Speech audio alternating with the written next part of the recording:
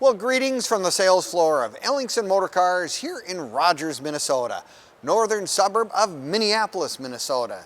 Today we're going to talk about our latest acquisition, and it's one that I personally don't believe I ever have hardly seen one of these on the roads, yet alone sitting on my sales floor. A 1957 Studebaker Provincial four-door station wagon. Oh my goodness, talk about a rare car. Hang with us because we'll give you more information in but a moment.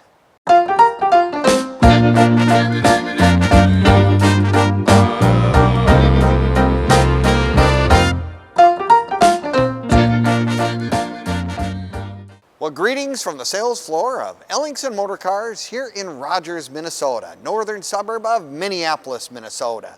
Today we're going to talk about our latest acquisition and talk about a rare automobile. I don't remember ever seeing one of these. It's just one of those cars that kind of slipped through the cracks, if you will. A 1957 Studebaker Commander Provincial four-door station wagon. Talk about a car that, that's a mouthful in and of itself just with that. But it is just a really, really great example of one of those cars that is just, you just don't see. Now you're going to want to watch the entire video from start to finish because we're going to do a walk around, we're going to do a cold start, give you all the details of the car in and of itself.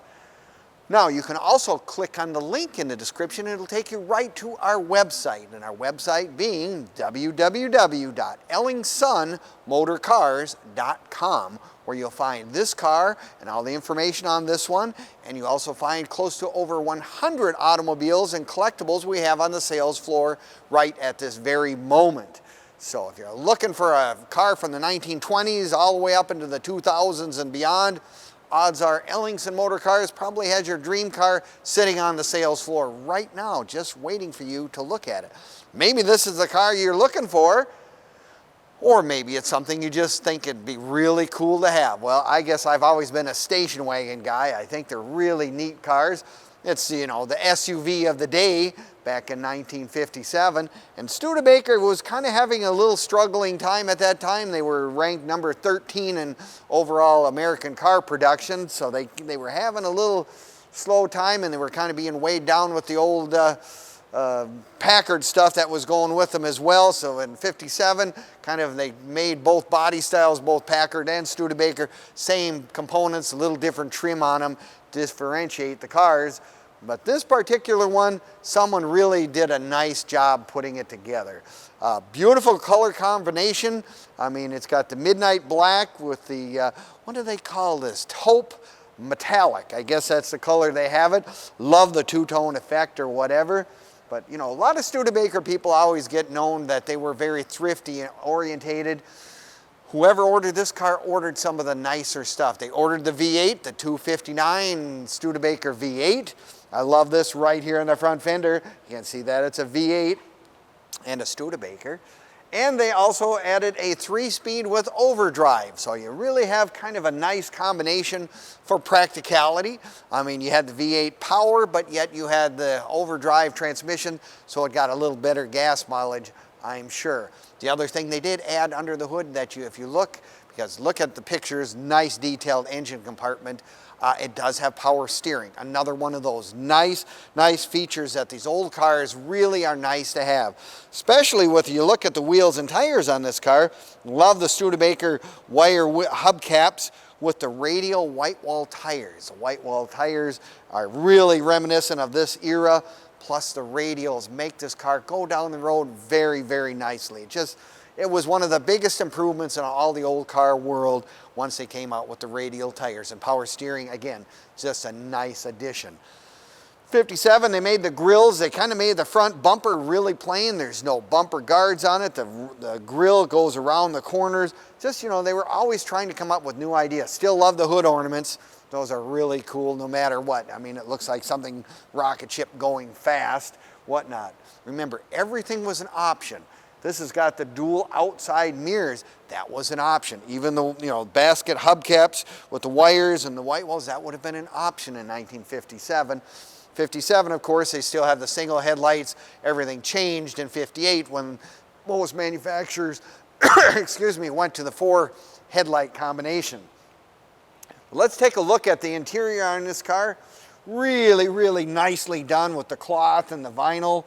Someone has actually even put Studebaker seat belts in the front. This has got to have one of the most unique speedometers I've ever seen in a car. It's in a pod that sits right on there. Again, you want to watch this entire video from start to finish because we have all those great details that they had. Not very many of these cars came with air conditioning, so the Studebaker still incorporated one of their ideas of the old side vents, getting a little more airflow going through the car.